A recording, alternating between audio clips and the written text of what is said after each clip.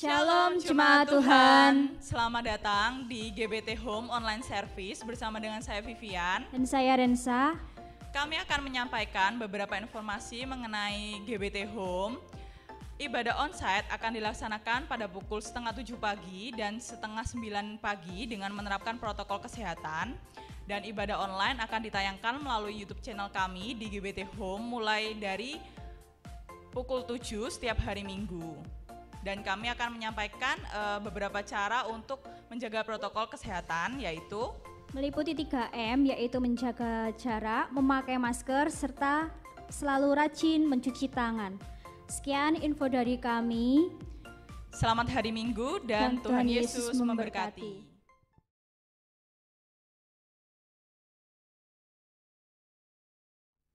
Shalom jemaat Tuhan dimanapun berada. Shalom. Kita berjumpa lagi di dalam kasih Tuhan kita Yesus Kristus. Bagaimana kabarnya? Pasti luar biasa ya dan dipelihara Tuhan dengan baik. Mari kita mempersiapkan ibadah kita pada saat hari ini. Kita mau datang kepada Tuhan, mari kita berdoa. Terima kasih Tuhan buat kesempatan yang Tuhan berikan untuk kami boleh beribadah Tuhan. Kiranya Tuhan pakai kami semua untuk melayani Engkau Tuhan dengan kesungguhan hati kami. Terima kasih Tuhan. Kami akan mulai ibadah, kiranya Tuhan campur tangan mulai awal pertengahan hingga akhirnya. Kami serahkan ke dalam tangan-Mu Bapa. Di dalam nama Tuhan Yesus Kristus. Haleluya. Amin. Amin.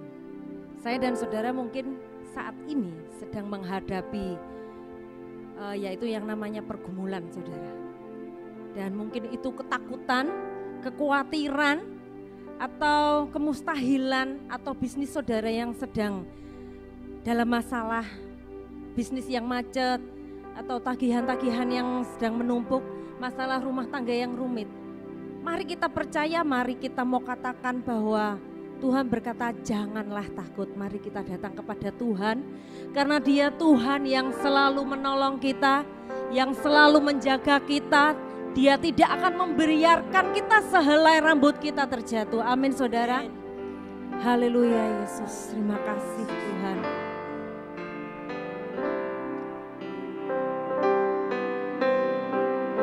Musim akan selalu berganti. Kasih Tuhan tetap abadi.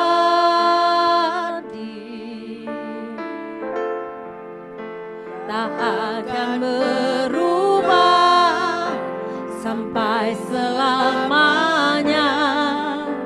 Ku tetap percaya. Ku yakin Tuhan memberkati.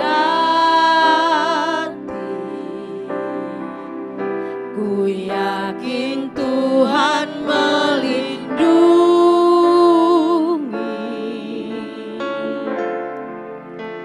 Burung di udara Tuhan pelihara karena kasih-Nya. Katakan Tuhan selalu menolongku. Tuhan selalu menolongku. Selalu menjagaku. Sehelai di rambutku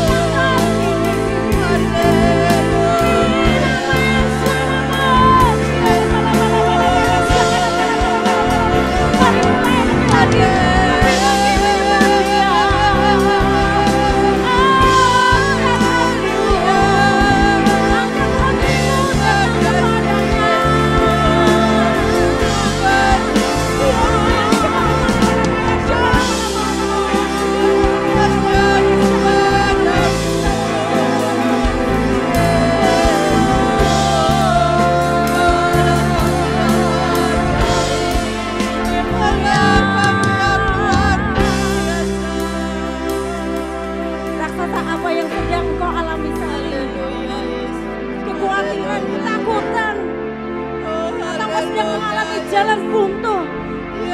Mari datang kepada-Nya, mari hampiri Dia. Hampiri Dia, hampiri Dia.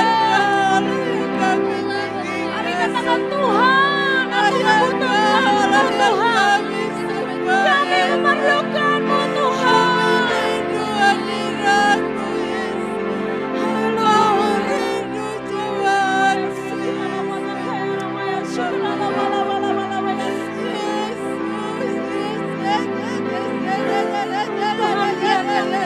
Kami percaya Tuhan. Biarkan kami percaya kepada-Mu Tuhan.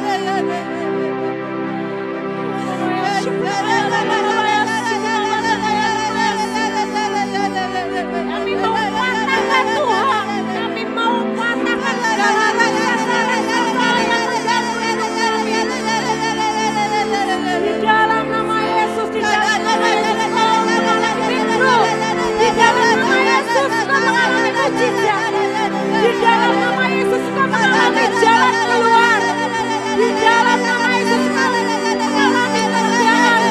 Kau mengalami kehiburan.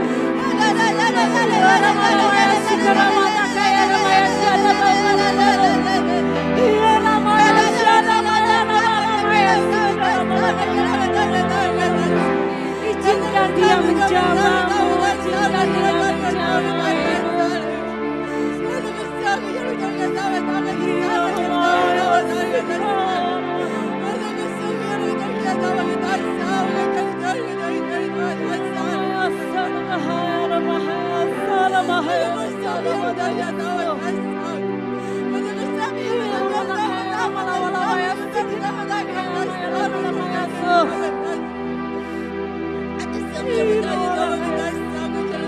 Tidak ada ketakutan lagi.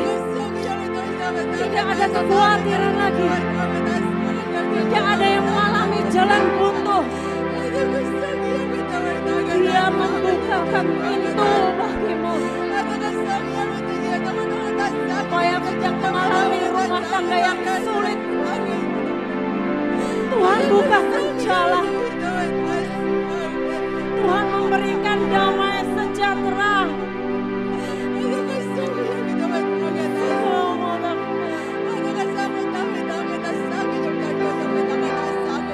Terima kasih Tuhan, Kau yang sudah menjadi jawaban kami, yang sudah menjadi satu-satunya harapan kami.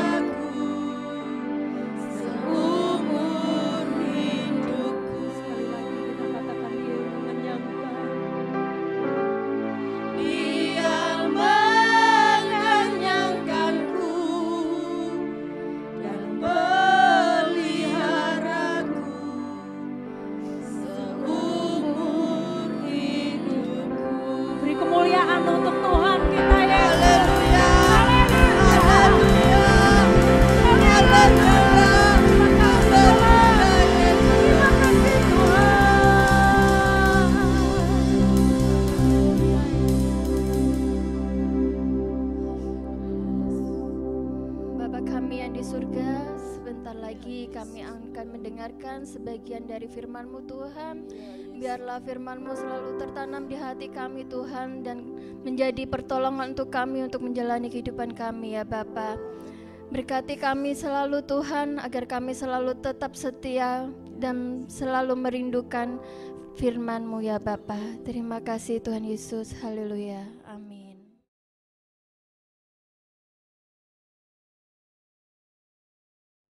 Shalom Bapak Ibu sekalian yang dikasihi Tuhan, damai sejahtera dan sukacita ada pada kita sekalian. Kita kembali akan mendengar firman Tuhan. Saya akan berikan judul kesukaan Tuhan.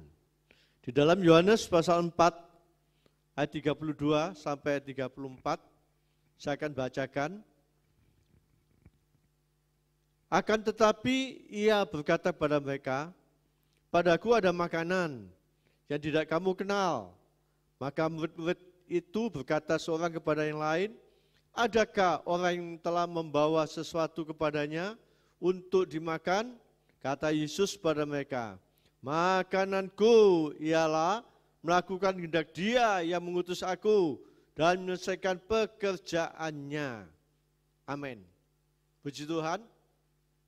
Kita tahu bahwa setiap orang memiliki kesukaan, kesenangan dalam hal makanan, itu tidak sama satu sama lain.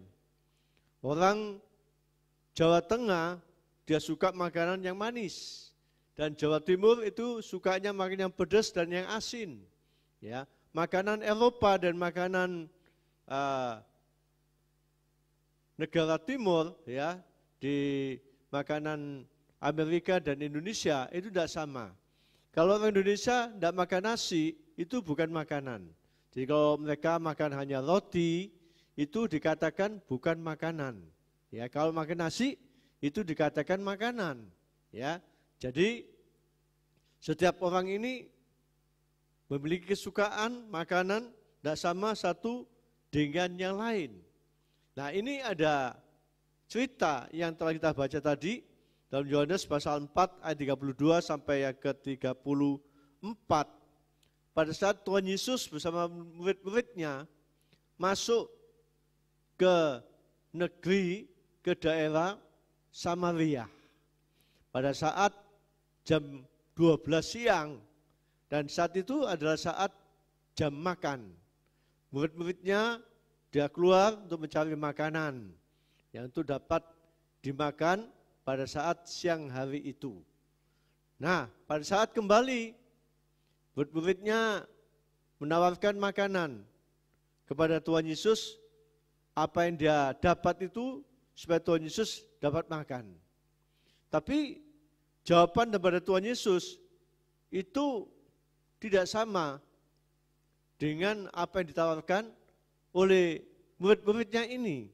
Dalam ayat tadi dikatakan di sini, ayat 32, padaku, kata Tuhan Yesus, ada makanan yang tidak kamu kenal, ketahui.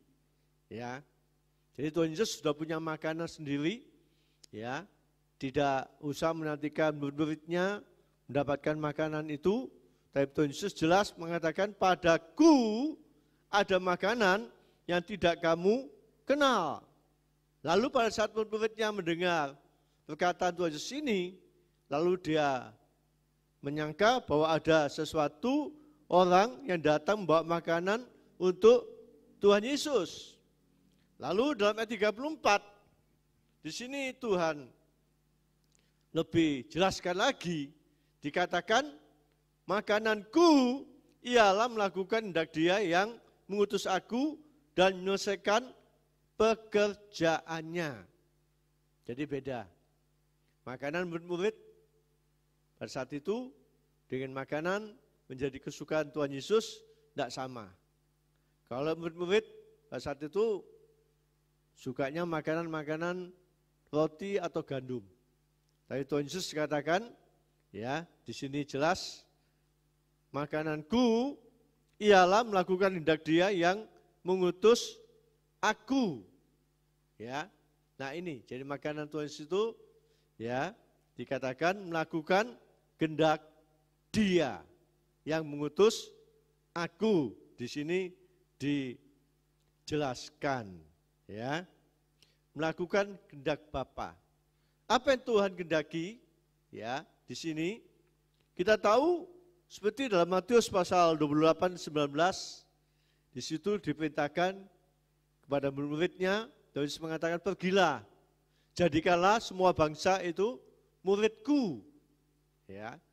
Nah ini yang dikehendaki Tuhan bagi kita sekalian, ya, pergi menjadikan semua bangsa, tidak satu bangsa, tapi dikatakan semua bangsa menjadi muridku, menjadi pengikutku di sini, ya. Nah, dan kita akan lihat sini ada beberapa cara untuk memenangkan jiwa, menangkan suku-suku bangsa yang ada di dalam dunia ini. Nah, kita tahu ada beberapa macam, banyaknya metode-metode yang dibuat oleh dosen-dosen, para dosen, ya, sekolah teologi itu tidak sama satu dengan yang lain. Tapi itu pun juga belum tentu cocok kalau itu diterapkan di tempat kita masing-masing. Seperti saja di wilayah Indonesia, ya, itu belum tentu cocok metode-metode yang diberikan oleh para dosen sekolah-sekolah tinggi teologi, ya, mungkin itu diterapkan di daerah Kalimantan, Papua, itu belum tentu cocok diterapkan di wilayah Indonesia atau di Jawa. Di Jawa ini, ya. Tapi kita tahu bahwa metode-metode yang Tuhan Yesus berikan buat kita sekalian ini sangat efektif. Dapat kita lakukan dari zaman kepada zaman, ya. Nah ini, dan kita akan lihat yang pertama, metode-metode yang Tuhan Yesus berikan buat kita sekalian dalam bidang penginjilan untuk menangkan jiwa-jiwa dari keluarga kita, tetangga kita, kenalan sahabat kita sekalian, ya. Kita akan lihat yang pertama di ayat yang ke-4, 6 dan ayat yang ke-9, ya. Di situ ayat diceritakan, ya. Jadi Tuhan Yesus sengaja dia masuk di kota Samaria dan di situ dia ada dan dia bertemu dengan perempuan Samaria. Kalau orang Yahudi tidak mau lewati kota Samaria, Yahudi tidak cocok dengan orang Samaria, tapi Yesus sengaja lewat kota Samaria. Kalau orang Yahudi itu, ya, mau lewat ke satu tempat ke tempat lain, ya, itu muter jalan lewat pantai, tidak mau langsung terus tembus jalan itu. Tapi Tuhan Yesus di situ dia dapat melalui kota Samaria, bahkan di situ Tuhan Yesus berhenti. Dan yang pertama di sini, ya, metode daripada Tuhan Yesus yaitu pendekatan. Pendekatan ini adalah metode daripada Tuhan Yesus untuk menangkan jiwa-jiwa dari keluarga kita, tetangga kita, kenalan sahabat kita sekalian. Ya, pendekatan. Ini sangat perlu sekali. Coba kalau kita lihat di Alkitab, orang Yahudi tidak bergaul dengan orang Samaria, dan orang Yahudi tidak dapat membawa orang Samaria ini kenal Tuhan Yesus, menjadi pengikut Yesus. Ya, tapi Tuhan Yesus di sini dia sengaja dia mendekati perempuan Samaria ini, dia datang ke kota Samaria. Ya, di sini dia menjumpai dan dia mendekati. Ya, dan ini penting. Yang pertama, kita adakan pendekatan.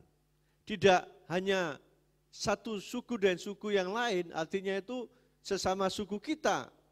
Katakan orang Tionghoa, dia mendekati orang Tionghoa atau orang Jawa, mendekati orang Jawa.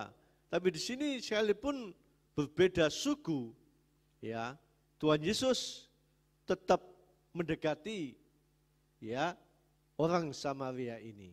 Jadi kita berdekatan tidak lihat suku, bangsa yang kita dekati. Banyak kali orang gitu, kalau tidak satu suku itu tidak mau mendekati. Tapi ini adalah metode daripada Tuhan Yesus untuk kita dapat ber-PI, pemberitaan Injil, menangkan jiwa bagi Tuhan, supaya banyak orang kenal pada Tuhan Yesus. Itu adalah pendekatan, bergaul, ya. Orang Yahudi tidak mau bergaul. Begitu pada saat Yesus masuk di kota Samaria, bertemu dengan perempuan Samaria ini, perempuan Samaria ini sangat terkejut sekali. Dia katakan biasanya orang Yahudi itu tidak mau mampir datang berjumpa dengan orang Samaria. Orang Samaria ini kaget. Dia tahu Yesus ini dan pengikutnya adalah orang Yahudi. Tapi dia mau mendekati, mau bergaul dengan orang Samaria ini, ya. Nah, lalu kita lihat yang kedua, di sini metode apa yang diberikan Tuhan Yesus untuk dapat kita lakukan, ber-PI, memenangkan jiwa-jiwa menjadi pengikut Yesus, ya. Ini adalah ramah. Ramah ini sangat penting sekali dalam bidang penginjilan pada orang yang kita jumpai. Ramah ini artinya sebelum kita disapa, kita duluan menyapa dia. Banyak kali orang tidak mau menyapa dulu. Bagi orang-orang yang kita jumpai, minta disapa dulu. Nah ini ya, untuk penginjilan sangat dibutuhkan.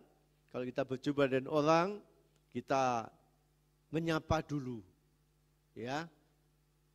Orang itu, ya, untuk kita bawa dia kepada Tuhan, ya.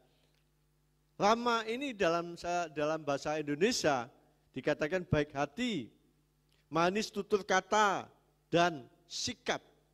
Ayat yang ke-7. Jadi sebelum Tuhan Yesus sapa, Tuhan Yesus lebih dulu nyapa. Berikan aku minum. Sebelum perempuan ini tanya, kamu ini siapa, dari mana, kamu ke sini butuh apa? Sebelum itu Tuhan Yesus berkata dulu pada perempuan ini, berikan aku minum. Nah ini satu bukti bahwa Tuhan Yesus lebih dulu menyapa orang ini, menunjukkan keramah-tamahan, ya, ramah, ya, sikapnya ramah. Dalam Efesus pasal 4 ayat yang ke-32 dikatakan, hendaklah kamu ramah seorang terhadap yang lain, penuh kasih dan saling mengampuni. Jadi firman Tuhan, Paulus mengatakan kita harus ramah seorang terhadap yang lain, penuh kasih dan saling mengampuni. Nah ini, ya, puji Tuhan. Yang ketiga, di sini metode yang ketiga yang Tuhan berikan buat kita sekalian, menawarkan sesuatu yang menarik dan yang belum dipunyai, yang ada pada kita tawarkan. Seperti sales-sales, kalau kita lihat, kalau dia menawarkan barang-barang, ya, itu dia tawarkan sesuatu barang yang menarik, yang belum banyak orang punya, belum banyak orang miliki, membuat orang itu dapat tertarik untuk membeli, untuk memiliki. Dan demikian juga Tuhan Yesus. Yohanes pasal 4 ayat 4. Di sini kita baca ayat ini, ya. Yohanes pasal 4 ayat ke-14.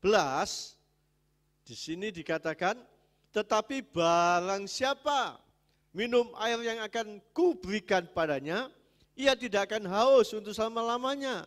Sebaliknya, air yang akan kuberikan padanya akan menjadi mata air di dalam dirinya dan terus-menerus memancar sampai kepada hidup yang kekal. Ini tawaran Tuhan Yesus. Apa yang dimiliki oleh Tuhan ditawarkan, akan diberikan. Dan Tuhan Yesus tahu orang Samaria ini, perempuan Samaria ini belum memiliki air hidup. Ya, itu kalau dia datang mengambil air setiap siang hari.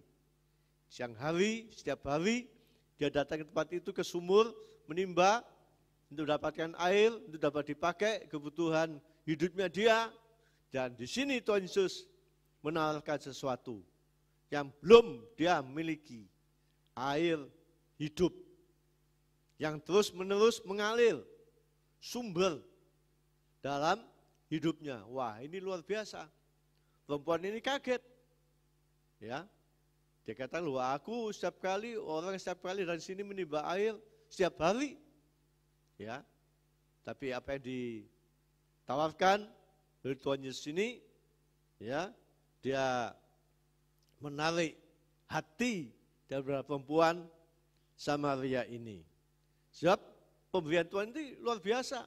Tidak ada duanya, satu-satunya Tuhan Yesus berikan.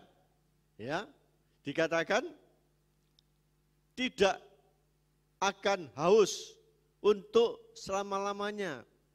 Jadi ada kepuasan.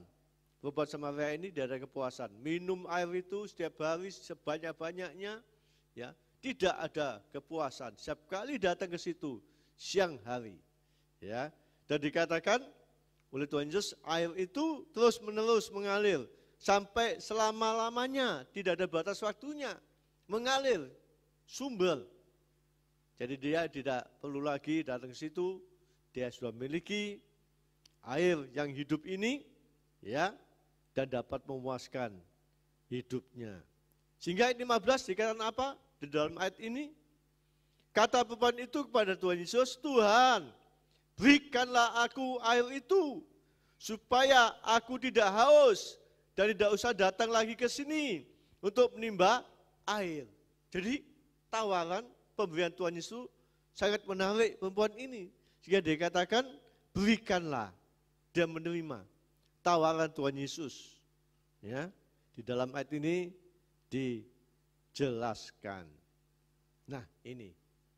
Dan kita akan melihat sini, syaratnya untuk mendapatkan air kehidupan yang Tuhan Yesus tawarkan itu, ayat 16, dikatakan, kata Tuhan Yesus padanya, "Pergilah, panggillah suamimu dan datang ke sini." Untuk mendapatkan air yang hidup, kita harus melepaskan semua ikatan-ikatan yang mengikat. Perempuan ini terikat dan beberapa laki-laki, ya, kawin cerai, demikian, dan yang ada sekarang ini bukan suaminya lagi, ya. Nah, itu Tuhan Yesus katakan, "Pergilah, panggillah suamimu." Artinya setiap orang yang ingin mendapatkan air hidup harus melepaskan semua ikatan-ikatan yang mengikat dia. Apa saja yang mengikat. Setiap orang tidak sama ikatannya, satu dengan yang lain, ya. Nah, di sini sangat jelas sekali, ya. Dan kita tahu Tuhan itu tahu semua apa yang ada pada hidup kita. Sesuatu tidak akan tersembunyi. Dalam Ibrani pasal 4:13, semuanya itu terbuka di hadapan Tuhan. Kalau bagi manusia masih bisa yang kita sembunyikan. Tapi bagi Tuhan tidak dapat kita sembunyikan. Semuanya terbuka di hadapan Tuhan. Nah, ini, ya. Lalu yang kedua, di sini Tuhan inginkan suatu perempuan ini hanya lepaskan segala ikatan, tapi dia juga harus percaya kepada Tuhan Yesus. Sebab perempuan ini dia menyembah di satu tempat, ya, itu menurut nenek moyangnya. Tidak percaya pada Yesus, perempuan ini mengatakan, "Aku menyembah di sini," ya, dikatakan gitu, ya. sesuai dengan nenek moyang dia. Jadi percaya Tuhan Yesus ini tidak bisa ikut-ikutan, ikut orang tua, ikut kakek nenek kita. Tapi kita ikut Tuhan Yesus benar-benar kita percaya. Tidak boleh ikut Tuhan itu ikut-ikutan. Ya. Nah, ini. Jadi jelas perkataan perempuan Samaria ini, dia mengaku bahwa nenek moyang kami menyembah di atas gunung ini. Ya. Nah, itu. Jadi kita percaya pada Yesus dari diri kita sendiri, bukan karena orang tua kita, bukan karena mbah-mbah kita yang dulu, engkong-engkong kita yang dulu, ya. Nah, ini. Jadi kita ikut Tuhan itu betul-betul kita percaya kepada Tuhan Yesus. Kita harus punya pengakuan dari mulut kita, seperti Roma pasal 10 ayat 9 dan 10 mengatakan, mengaku dengan mulut dan percaya dalam hati Yesus itu Tuhan. Itu ada keselamatan. Ya, jadi percaya pada Tuhan Yesus itu mengaku dengan mulut dan percaya dalam hati. Jadi kita yang semuanya sudah Kristen, kita ikut Tuhan, harus ada pengakuan dengan mulut dan percaya dalam hati kita. Ya, nah ini keselamatan Tuhan berikan buat kita sekalian. Dan percaya pada Yesus, menyembah, berdoa dan menyembah Tuhan tidak ditentukan tempat, di mana saja kita bisa menyembah Tuhan. Kita berdoa kepada Tuhan. Dan seperti perempuan Samaria ini, dia katakan, ya, di Yerusalem lah tempat kami menyembah. Ya, tapi Tuhan Yesus mengatakan menyembah dalam roh dan di dalam kebenaran. Ya, ini. Lalu kita tahu setelah perempuan Samaria ini percaya pada Yesus, melepaskan semua ikatannya, lalu dia meninggalkan ya semuanya itu, dan dia datang kepada kenal-kenalan penduduk kota Samaria itu, dia ceritakan tentang Tuhan Yesus. Ya, apa yang dikatakan oleh Tuhan Yesus itu. Nah, dari hasil perkataan perempuan Samaria ini, membawa kota Samaria itu banyak orang bertobat, percaya pada Yesus. Kalau dulu sebelum Tuhan kenal Tuhan Yesus, tidak dapat dipercaya perkataannya. Ya, tapi sekarang setelah dia percaya Yesus, wah, menarik perkataannya. Sehingga banyak orang percaya ya kepada Tuhan Yesus. Dalam ayat 39 itu dijelaskan, di situ banyak orang Samaria dari kota itu telah menjadi percaya kepada Tuhan karena perkataan perempuan itu. Jadi banyak orang percaya karena perkataan perempuan Samaria ini. Ya, wah ini luar biasa. Bagaimana dengan kita sekalian? Berapa banyak kita sudah memenangkan jiwa bagi Tuhan dari keluarga kita, tetangga, kenal sahabat kita sekalian. Dan biarlah kita pakai metode yang Tuhan Yesus telah lakukan ini. Dan ini metode yang sangat efektif. Pada zaman kita sekarang ini, dari dulu sampai sekarang, tetap ini dapat kita lakukan. Ya. Dan kita lihat dari hasil perempuan ini menangkan penduduk kota Samaria dalam jumlah yang banyak, semakin banyak. Sehingga terbentuklah jemaat yang ada di Samaria. Jadi Samaria dibuka tempat untuk beribadah kepada Tuhan Yesus. Dalam Kisah Rasul pasal 9 ayat 31, kita lihat yang terakhir sini, Kisah Rasul pasal 9 ayat 31 dikatakan demikian.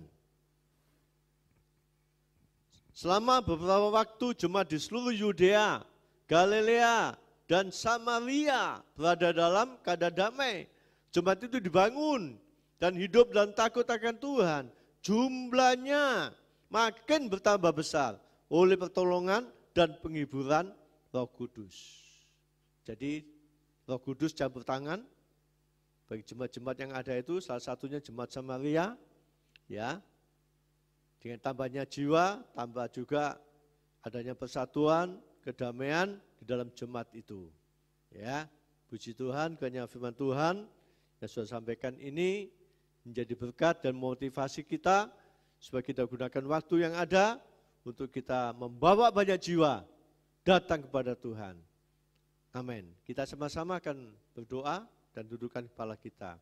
Terima kasih Tuhan Yesus buat firman-Mu yang sudah kami sampaikan. Sebab telinga-telinga yang sudah mendengarkan firman-Mu, Engkau berkati mereka semuanya.